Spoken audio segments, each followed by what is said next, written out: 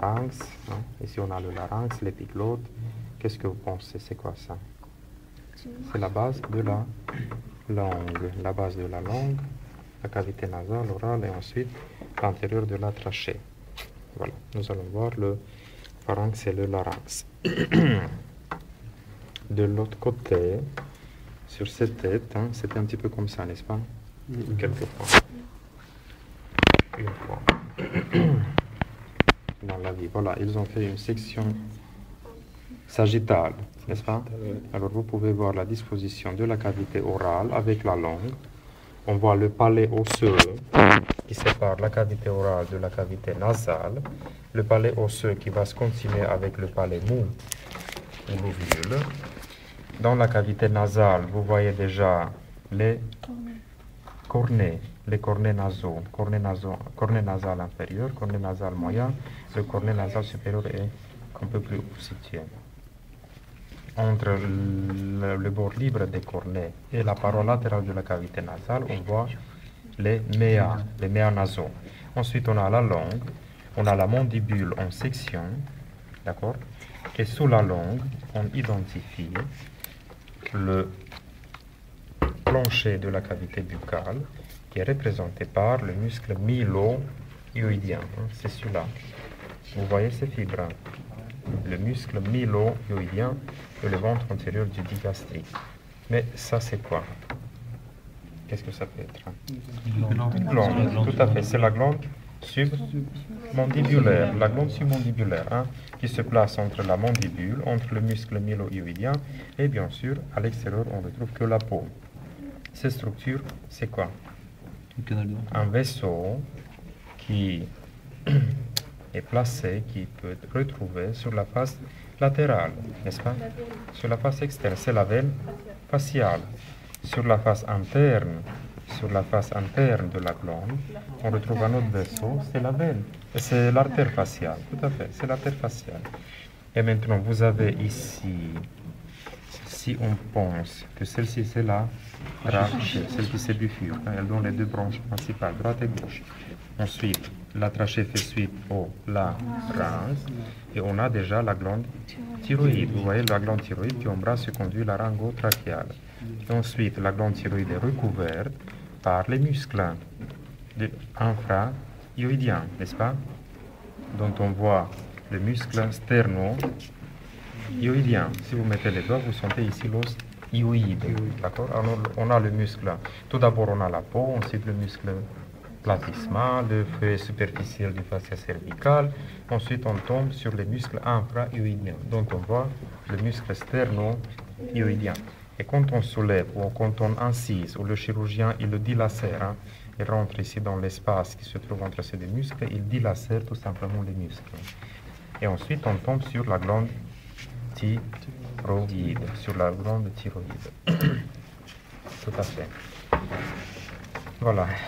Dans cette... Monsieur, c'est à quel niveau qu'on fait les trachéotomies? La trachéotomie se fait en fait entre le premier et deuxième anneau trachéo. En fait, la trachéotomie en pratique, c'est une manœuvre d'urgence. On n'a pas trop le temps de penser qu'est-ce qu'on fait. On repère l'incision jugulaire du sternum. C'est important que l'incision soit sous le niveau du cartilage thyroïde, sous le niveau du cartilage thyroïde. Et bien sûr, quand on est amené à faire cette trachéotomie, on tombe souvent sur la glande thyroïde. On peut sectionner quand même par...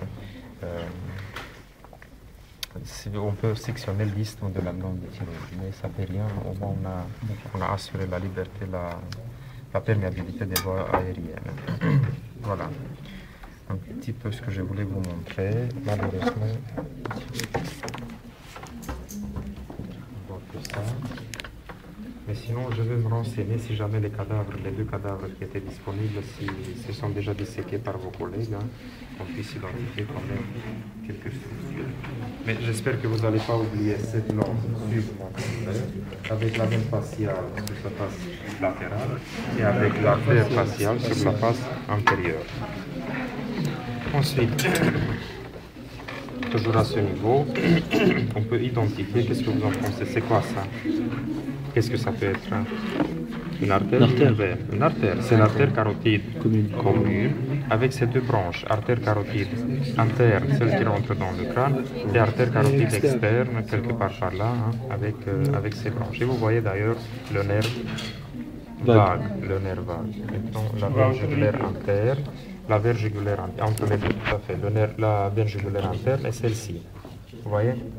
On a la veine jugulaire interne. N'oubliez pas, cette veine jugulaire interne se place toujours latéralement par rapport à l'artère. D'accord?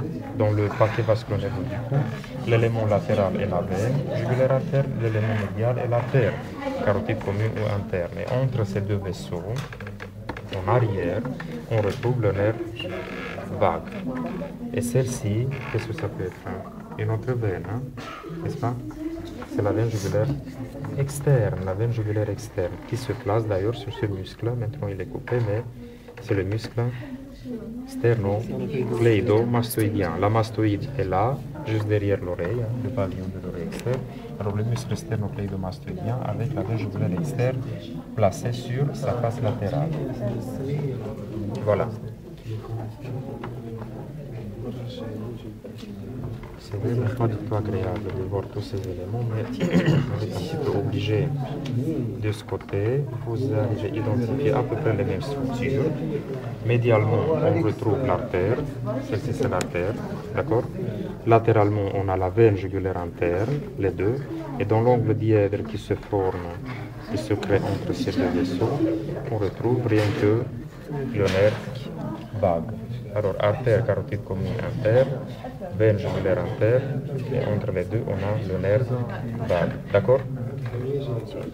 Très bien. Le nerf hypoglosse, il est là, mais vu qu'il est complètement détruit, hein, cette préparation, je n'arrive pas à vous le montrer. De l'autre côté, vous avez ici quelque chose que je voulais vous montrer. Rappelez-vous, on avait tout à l'heure le ventre antérieur du muscle bigastrique, on a son tendon intermédiaire et on a le ventre postérieur du muscle digastrique. Hein. Rappelez-vous ce que je vous ai dit, le ventre postérieur, le ventre antérieur et le bord de la mandibule forment ce triangle où on retrouve la glande submandibulaire. La glande submandibulaire. Voilà. C'est vrai que ceux qui essaient eux-mêmes au crâne, la face, ils arrivent à identifier toutes les structures. On a plein de nerfs, on a plein d'artères, plein de branches, plein d'artérions, plein de tout. C'est vraiment difficile à identifier ces structures qu'on a peut-être déjà disséquées, et d'autant plus quand il est déjà partiellement détruit.